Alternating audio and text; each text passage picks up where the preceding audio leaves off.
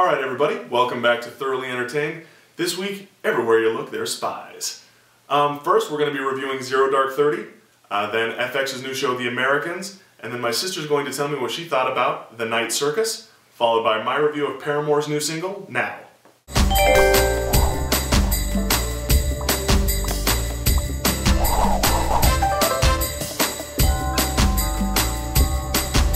Okay, so this week we saw Zero Dark 30. And I really liked it. I thought it was a very well done movie. I thought it was interesting to see kind of the inner workings of how kind of the U.S. espionage services like the CIA operate and how they obtain information, how they track down leads, what kind of a frustrating and difficult process it can be a lot of the times. And, you know, there are some disturbing things that happen in the movie, very much so. Is.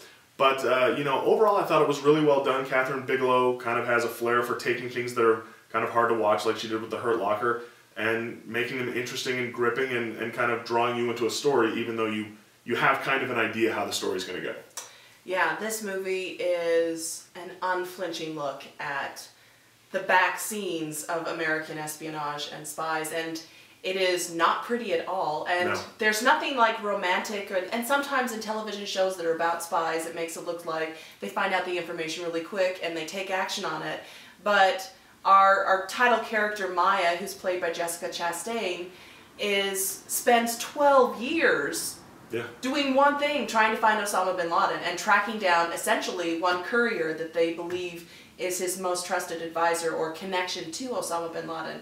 And the fact that she is relentless in this pursuit and her drive, like, I imagine that there are people that work for our government that are so selfless and basically sacrificing their entire lives in the pursuit of finding information on behalf of our government because they portray her as having virtually no friends, no social life whatsoever. No romantic entanglements at all. Nothing. Yeah. It's just her working, and it's not pretty, and it's hard and frustrating, and they doubt themselves over and over again as they try to find this information.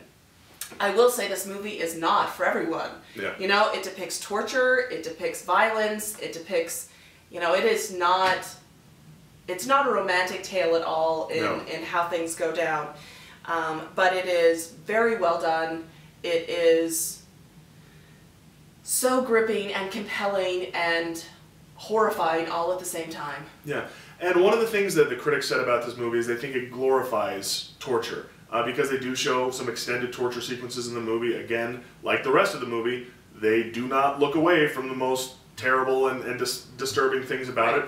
I don't think it glorifies torture in and of the fact that those scenes are disturbing. They're hard to watch, even for the characters as they're going through these things.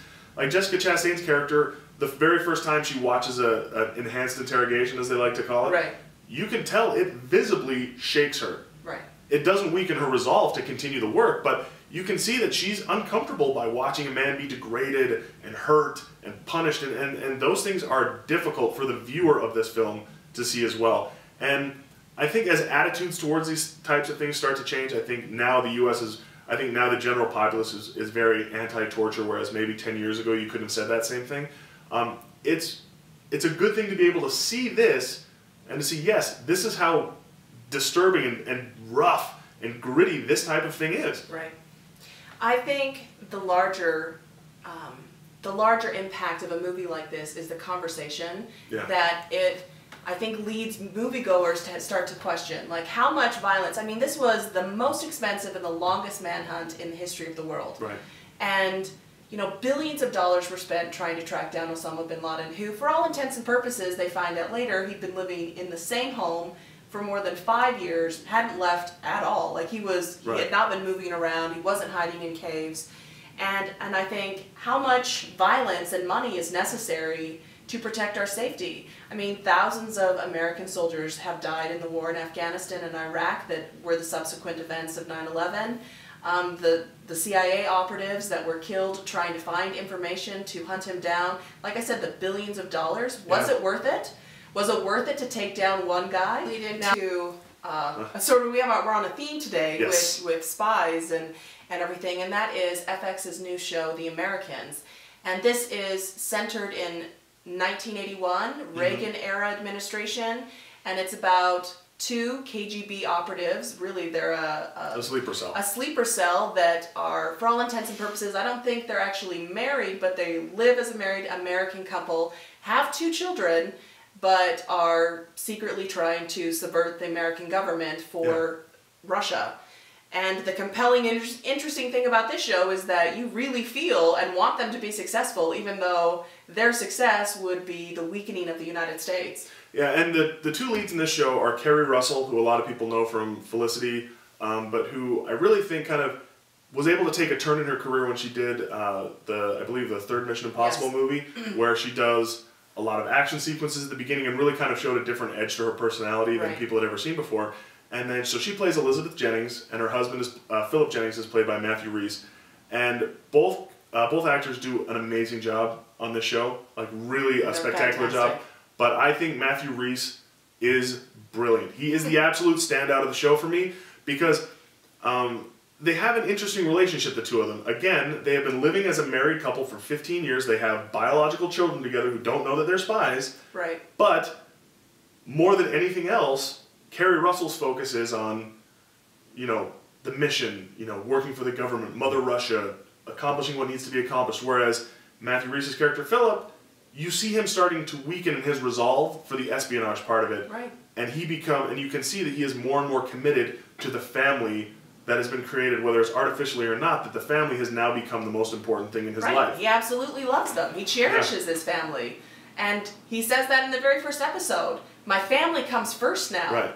And so and which surprised me that in the very first episode, he suggests defecting, taking money that is being offered to defecting Soviet spies and hiding in the United States. Right. And Kerry Russell's like, absolutely not. Right. Like, I will not do that. Under any circumstances, I will not betray my country. And it's interesting to see that on a show like this where there's a male and a female lead, that the female lead is the harder, more stern, tougher, less emotional, more like aggressive of the 2, whereas, Matthew Rhys' character is the more emotional, the more attached, the more sentimental. Right. I really like that is kind of a different take on a couple like this than to have the woman be the more emotional, softer-hearted one, because she is not. Even with his sentimentality is the fact that, we both commented on the idea that his eyes are like a shark's, and he is a chameleon in the scenes where he has to act as different people to elicit information. And he is very talented and very good at what he does, but even when he is interrogating someone or hurting someone, you still feel his humanity and his conflict at what it is that he's doing, knowing that he's hurting a woman's son, and he can't imagine that same thing happening to his own child. Yeah, and that's why I think his performance is one of the most terrific performances I've seen on TV from an actor in years. Right. I know a lot of people are going to compare the show to Homeland because it's all about terrorists in the United States living, but I think it's a lot different because again, you feel for Philip and Elizabeth Jennings. You know what they're doing is bad. It's anti-American, but you don't want them to get caught. No, not at all. You don't want terror. You don't want their family to be shattered. You don't want, you care about them. And it's really kind of an interesting thing that FX is able to do with this show. I didn't think it was going to be that compelling when I first watched it, but every second of this show is tense and it's tight. And because it's set in the 80s, there's not a lot of the modern, espionage gizmos. And so everything is very personal. If you want to eavesdrop on someone, you have to get close. If you want to steal something, you have to do it yourself. I mean, it lends an immediacy to the show that I think makes it so much more interesting and so much more gripping as each episode goes by. And one other compelling performance is by Noah Emmerich. Yeah. And he is a noted character actor. He's been in The Truman Show and Frequency and things like that. Yeah. But now gives him, he plays a counter-espionage FBI agent. And is the next door neighbor to the Jennings. And almost immediately he recognizes that something's off with Matthew or Phil, Jennings' character, and starts investigating them. And I like the fact that he is tough and smart and savvy. There's one scene where he is trying to turn a Russian embassy worker. And it takes really only a minute of the whole show, but the ease in which he does that and how smooth he is. and menacing all at the same time. Like, he has done a fantastic job in this role, and I'm excited to see how he, like, because I feel for him too. Like, I want him to be successful, yet I don't want him to catch his neighbors. So yeah, it's a really interesting show to watch, and I think anybody that watches these first 2 episodes is really going to get pulled into the show. Yeah, and now you reviewed a book for us this week called The Night Circus. Did you want to tell us a little bit about what you thought about the book? Well, The Night Circus is a fantasy tale of the creation of a circus called Le Cirque de Rêve, which is essentially the Circus of Dreams. But the Circus of Dreams is really the backdrop for a competition between 2 apprentice magicians, Celia and Marco, and they've been bound together since they were children to compete. And the competition really is a competition until there is only one magician left standing. Now, no one else in the circus knows that this is going on. They're just performers, acrobats, tarot card readers, things like that. And the book is told from the perspective of not only people who fall in love with the circus and have become like circus fanatic fans that travel wherever the circus goes, but also the different people that actually work and live within the circus. But essentially the story is about Celia and Marco. And over time, the 2 of them fall in love with each other. And the things that they create in this circus are brilliant and imaginative and glorious. Marco creates an entire tent that is like ice sculptures that are just things of his imagination. Now, he actually lives in London the entire time the circus is traveling around the world, so he does his magic like long distance. Yeah, he's not there physically present, where Celia lives and maintains and manages this circus. It is through her magic that the circus can just magically appear and set up and travel by train and all of those things. And it's really a brilliant and unusual book, and sometimes I was like not sure where the story was going, but you knew that there was this impending doom because these 2 characters, even though they love each other, one of them has to not be there at the end. Right. And Erin Morgenstern, who is the author of this book, it was her debut novel, does a brilliant job, and she's a fantastic writer and really is very vivid in her imagination. And the movie rights have been sold, but I can't imagine the same sense of wonder that you get from reading the story will be depicted on the small screen, but we'll see.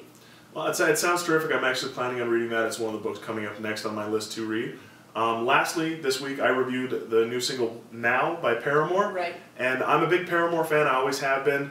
I was worried a few years ago when Hayley Williams had that success with B.O.B. doing the song Airplanes that she was going to pull a Gwen Stefani and go solo.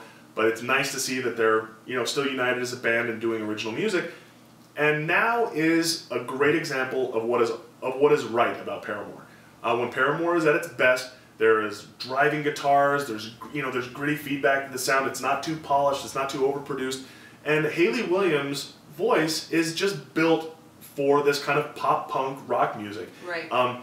She's got a good wail and a scream, but she also has subtlety to her voice, and she's able to kind of force herself through the music as the music gets louder and sharper, and the machine gun rhythms of the drums get heavier. Her voice always makes its way through kind of the chaos of the music around it. And Now is a really, really good song for people who like this type of music. I don't think it's going to chart super high. I don't think it's going to sell 15 million downloads on iTunes. But for people who like, real kind of throwback rock music, this is great. If you like stuff like the Foo Fighters and Green Day and things that aren't overly slick or overly produced or too shiny, then this is music you're going to like. I'm a Paramore fan. I'd say if you're a Paramore fan, be happy that they're doing music like this and less like the things off their last album, like Brick by Boring Brick and the things from the Twilight soundtrack, which were a little softer and a little slicker, which I didn't like as much. See, and that's, I'm not much into alternate and punk music, and so that is the kind of Paramore music that I like. Only exception has been by far my most favorite single of theirs because it is less punky than all of the rest of their songs. So I liked the song, but it's not super in my genre and what I like to listen to normally. But I still think it's a great driving, interesting beat. It's got a good hook, and I found it enjoyable for the most part. Yeah, and ultimately it's just not going to have the kind of broad appeal that some other rock and roll or kind of pop rock music's going to have. But I think that's the strength of Paramore, and I think it would be a mistake for them to kind of go away from this. So hopefully this is kind of the pocket that they're going to sit in for this album. I'm really excited to hear the rest of the album, and glad that Paramore's still making music. To be honest, I'm glad Hayley Williams hasn't gone solo. So that's it for this week's Thoroughly Entertained. If you enjoyed what you saw, make sure to like us and leave comments. As always, please visit the website. We have reviews almost daily that we can't include on the video. Please visit us at thoroughlyentertained.com. Thanks for watching.